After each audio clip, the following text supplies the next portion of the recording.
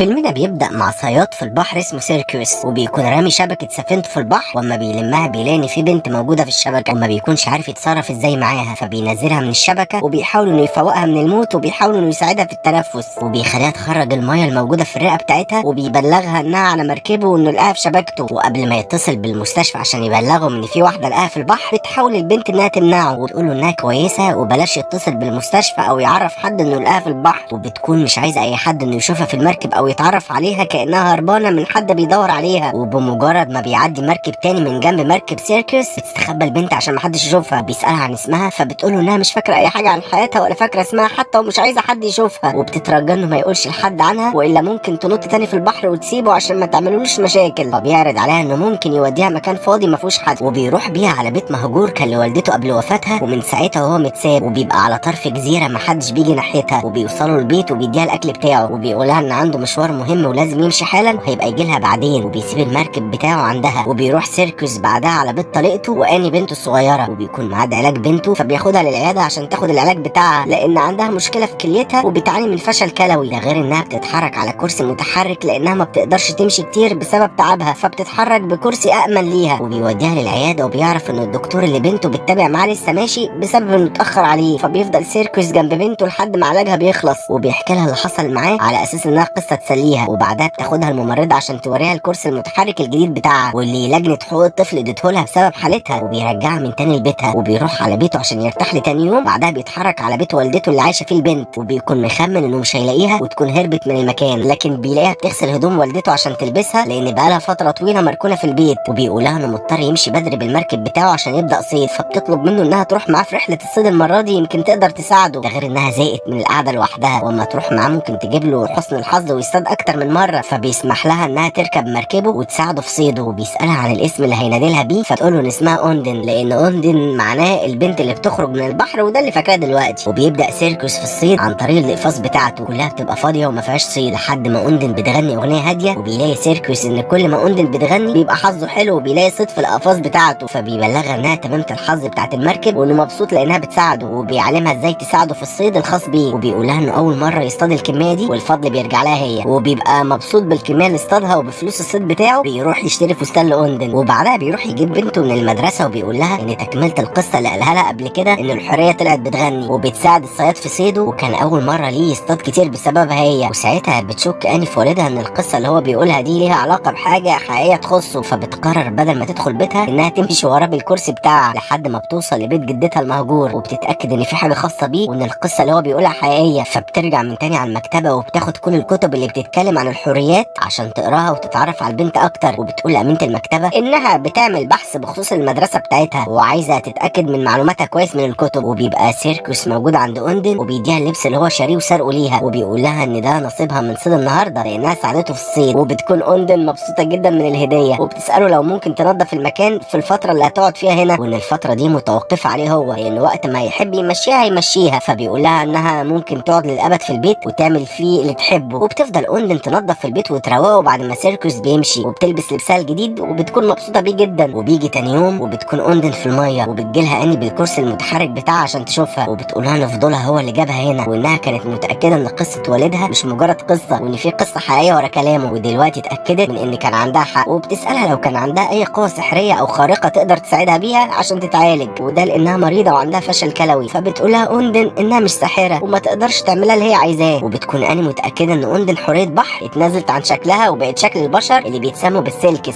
وبتقول لها انها اكيد بتحس براحه اكتر لما تبقى تحت الميه، وما بتطلع من البحر بتحس ببرد بسرعه. ده غير انها تحت الميه مش بتتكلم انما بتغني عشان موجات الغنى بتتنقل اسرع في الميه، وبكده بتقدر تتواصل مع الاسماك بسهوله. ده غير انها ضيعت جلدها اللي بيساعدها انها تفضل في الميه دايما ومش هتقدر ترجع للميه تاني الا لما تلاقي جلدها. وبتسالها اوندن عن مصدر المعلومات دي فبتجاوبها اني انها قرت كتير عنها قبل ما تقابلها عشان تعرف حقيقتها، وعرفت كمان انها لو لقت جلدها وكانت عايزه تفضل على الارض بتدفن جلدها على الارض وساعتها بتقدر تعيش 7 سنين، وبتقدر انها تختار بشري تكون وقعت في حبه عشان تعيش معاه، وتقرر انها تضحي بحياتها في الميه عشان تفضل عايشه معاه على الارض. وبتقول لها اني ان ده كل اللي تعرفه عن حياتها، وبتكون مضطره انها ترجع على بيتها عشان والدتها ما تقلقش عليها، وبتقول لها انها احتمال تشوفها تاني قريب لما تيجي تطمن عليها، وبتسيبها ترجع بيتها. وبيكون سيركيوس ساعتها في المكتبه بيدور على اي كتب خاصه باوندن وفصلتها لانه صدق كلام بنته، فبتقول له امينه المكتبه ان اني بنته خدت كل الكتب عشان البحث الخاص بمدرستها. وبتكون اني مروحه فبتلاقي زمايلها بيلعبوا بالعجل بتاعهم. واحده منهم بتطلب من اني انها تجرب الكرسي بتاعها، فتقولها اني عشان تمشي بيه شويه، لكنها بتدخل بيه في الميه وبتخلي بطاريته تفصل، وده بيجبر اني انها ترجع بيتها مش بالكرسي. وبتسيبه لاليكس جوز امها عشان ينشفه ويصلحوا ليها. وبتتكلم قدامه عن اوندن وفصيلتها، وبيحس اليكس ان اني مخبيه سر عنه وما بيهتمش يعرفه. وبيجي تاني يوم وبيطلع سيركيوس للصيد وبياخد اوندن معاه عشان تساعده. تفضل تغني اوندن لحد ما سيركيوس بيلاقي ان في سمك سلمون في الشبكه بتاعته. ودي بتكون حاجه غريبه بالنسبه له، لان السلمون بيحتاج نوع شبكه معينه غير شبكته عشان يقدر يصطادها. ومع ذلك هو اصطاد كميه كبيره من السلمون المره دي، ومن نصيبه بيعدي عليه مركب المراقبه اللي بيشوفوا شبكه الصيد الخاصه بمركبه، وبيسالوه عن طريقه صيده للسلمون، فبيقول لهم انه اصطادهم بشبكته لان ما عندوش غيرها. فبيدوروا في المركب على شبكه السلمون، وساعتها بيلاقوا اوندن قدامهم مستخبيه. واما بيسالوها عن طريقه صيد سيركيوس للسلمون بتقول لهم انه اصطادهم بشبكته وده حظ مش اكتر، فبيصدقوهم وبيسيبوا له مركبه. وبيروح سيركيوس لاوندن وبيقول لها انه رايح المينا لو حابب انه ينزلها قبل ما يروح. فبتقول له ان ما بقاش فايده خلاص تستخبى لانها اتشافت واتعرفت فهتروح معاه المينا. وبيكون الكل باصص لها مستغرب ان سيركيوس اصطاد سلمون. وبعد ما بيبيعهم بيسال اوندن لو تحب تروح اي مكان، فبتقول له انها عايزه لبس جديد بس المره دي هي اللي تختار، تبقى هي البنت الغريبه الموجوده في القريه والكل بيبص لها. وبيروحوا كلهم محل اللبس وبتختار اوندن اللي تحبه. بعدها بترجع من تاني على بيتها ومعاها اني، وبتقرر انها تعلمها العوم. فبينزلوا البحيره وساعتها بتحس اوندن ان في حاجه تحت رجليها، فبتطلع شنطه من البحر. وسالها اني لو كان ده الغطا بتاعها، فبتقول لها اوندن ان هو الغطا بتاعها اللي هتدفنه في الارض عشان تفضل فيها 7 سنين. وبيروحوا يدفنوه جنب البيت هما الاثنين ومش بيقولوا لحد عليه. وبتكون اني مصممه ان اوندن بتقدر تتنفس تحت الميه وعندها قدرات خاصه بالميه، فبتنط في الميه عند المينا عشان تخلي اوندن تنقذها. وفعلا بتنط وراها لكن ما بيظهرش عليها اي قدرات خارقه غير انها انقذت اني بس من الميه. وبعدها بترجع اني بيتها لوالدتها، وبيروح سيركيوس عشان يوصل اوندن لبيتها وبيشكرها على انقاذه لبنته. وساعتها بيعترف لها بحبه وبيقضي عندها الليله. وبيجي تاني يوم وبيكون في واحد واقف قدام بيت سيركيوس وبيساله عن اسم البنت اللي بتركب معاه المركب. فبيستغرب سيركيوس ان في راجل غريب بيسال عن اوندن، وبيسيبه وبيروح لبنته عشان تاخد العلاج بتاعها. وبتكون كل المدينه في احتفاليه خاصه بيهم ومشغولين بيها. وبيبقى نفس الراجل اللي قابل سيركيوس بيروح على بيت جدته عشان يدور على اوندن، لكنها بتاخد بالها منه وبتستخبى في بيت الزرع وبتراقبهم من بعيد. وبتلاقي ان في مركب بيقرب من البيت وفي ناس بيدوروا عليها برضه، لكنها بتنجح في انها تستخبى منهم لحد ما بيمشوا. وبيجي سيركيوس عشان يتكلم معاها وبيلاقي بيتها متدمر، فبيدور عليها حوالين البيت لحد ما بيلاقيها. وبتقول له انها كانت ممكن تعيش معاه 7 سنين زي ما اني قالت، الا لو جوزها طلبها، واللي بيدور عليها ده هو جوزها عشان يرجعها له. فبيقول لها ان اني بتقول ان اي واحده من فصيلتها ليها امنيه ممكن تحقق، فبتتمنى اوندن ان اني تخف من الفشل الكلوي وتبقى طبيعيه. فبيقول لها سيركيوس ان هو كمان بيتمنى كده، وبيتمنى لو اوندن تفضل معاه دايما. وبياخدها معاه للمدينه وبيلاقوا ان في حادثه حصلت قدامهم، وبتكون اني وعيلتها هم اللي عملوا الحادثه ودخلوا في الراجل اللي بيدور على اوندن. وبيروحوا كلهم المستشفى، وبتكون اني كويسه. وبيبلغ الدكتور سيركيوس ان اليكس جوز امها مات وعنده بطاقه التبرع بالاعضاء ونفس فصيله الدم بتاعت اني، وهيعملوا العمليه حالا لنقل الكليه من اليكس لاني. وبكده بتكون اوندن امنيتها اتحققت. وبتشوف اوندن الراجل اللي بيدور عليها، فبتروح له بتساله عن اللي عايزه منها. فبيقول لها انه جاي عشان يرجعها لمكانها الطبيعي وياخد اللي معاها، وانه عايزها تيجي معاه بعد ما يخرج من المستشفى لان الشرطه منعاه من الخروج بسبب التحقيق في الحادثه اللي حصلت. وبتتعمل جنازه اليكس وبتكون مراته خرجت من المستشفى. وبعد الجنازه بيروحوا كلهم على البار وبيشرب سيركيوس كحول لاول مره بعد 2 سنين كان مبطله لانه كان مدمن كحول، وللاسف بيرجع مدمن من تاني. وبتقوله طليقته انه لازم يتخلص من حبيبته المائيه لانها كانت بتجيب حسن الحظ ودلوقتي بقت تجيب النحس، واول حاجه حصلت لهم من نحسها وهو موت اليكس. فبيروح على مركبه اللي بتبقى اوندن عايشه فيه، وبيكون في حد مراقبه وماشي وراه لحد ما بيوصل لها. وبيوصل لاوندن وهو سكران وبيقول لها انه ناوي يرجعها تاني للبحر، وبياخدها لمكان المناره الموجوده في جزيره في البحر وبيسيبها وبيهرب منها. وبتكون بنته خلاص هتطلع من المستشفى فبيروح ياخدها عشان يوصلها لبيتها. وما بتساله عن اوندن بيقول لها ان جوزها خدها خلاص، فبتاكد له انها ترجع من تاني لانها سابت حاجه هنا ولازم تاخدها الاول. تبقى قصدها على جلد اوندن المدفون جنب البيت، وما بترضاش تقول لسيركيوس على موضوع جلدها لانها وعدت اوندن انها ما تقولش عليه لحد. وبيحاول سيركيوس انه يتعود على حياته من غير اوندن لحد ما بيسمع الاغنيه اللي كانت بتغنيها بتتغنى في التلفزيون. وساعتها بيقرر انه يرجع لها من تاني على الجزيره اللي سابها عليها، وبيلاقيها زي ما هي موجوده وما مشيتش لسه. وبيطلب منها انها تحكي له حقيقتها، فبتقول انها كانت مسجونه ومهربه مخدرات من رومانيا وكانت مع جوزها في عمليه تبادل هيروين في البحر. واما خفر السواحل هجموا عليهم جوزها رماها في البحر هي ومعاها الهيروين، وما قدرش انه ينط وراها لانه ما بيعرفش يعوم بعكسها لانها سباحه شاطره. وفضلت تعوم في البحر لحد ما الامواج والبحر تعبها، وقبل ما تغرق وتوصل لقاع المحيط دخلت في شبكه المركب بتاعه. من ساعتها وهي خايفه حد يشوفها ويتعرف عليها والا هيتقبض عليها. وبيرجعوا هما الاثنين لبيت سيركيوس فبيلاقوا جوز اوندن موجود مع بنته عشان عايز يعرف يعرف مكان الهيروين اللي اوندن خبته منه، بيكون هو اللي اتدفن جنب البيت، وبيهددوا بقتل سيركيوس لو معرفوش مكانه. فبتقول له اني انها عارفه مكان الدفن وبتاخدهم ليه، وما بيلاقوش حاجه مدفونه، لان اني بتكون نقلتهم في صندوق من صناديق الصيد الموجوده في البحر الخاصه بابوها، عشان فاكره انها ما تعمل كده هتخلي اوندن قاعده معاها على طول. لكنها في النهايه بتضطر انها تقول لهم على مكان الصندوق اللي مخبيه في الشنطه اللي كانت فاكراها جلد اوندن. وساعتها بتنتهز اوندن الفرصه وبترمي جوزها في البحر عشان يموت غرقان، وبيقدر سيركيوس انه يضرب المساعد بتاع جوز اوندن، وفي الاخر بيسلمه للشرطه وبيتقبض على اوندن عشان يتحقق معاها. لكن بيتم اثبات ان ملهاش ذنب، وان جوزها اللي كان بيجبرها على تجاره الهيروين معاه، ولانها تعتبر مهاجره غير شرعيه بيبقى قدامها حلين، اما انها تترحل او تتجوز حد من البلد. ساعتها بيقرر سيركيوس انه يتجوزها عشان تفضل عايشه معاه دايما لانه بيحبها، وبنته كمان بتحبها، وبيفضلوا عايشين كلهم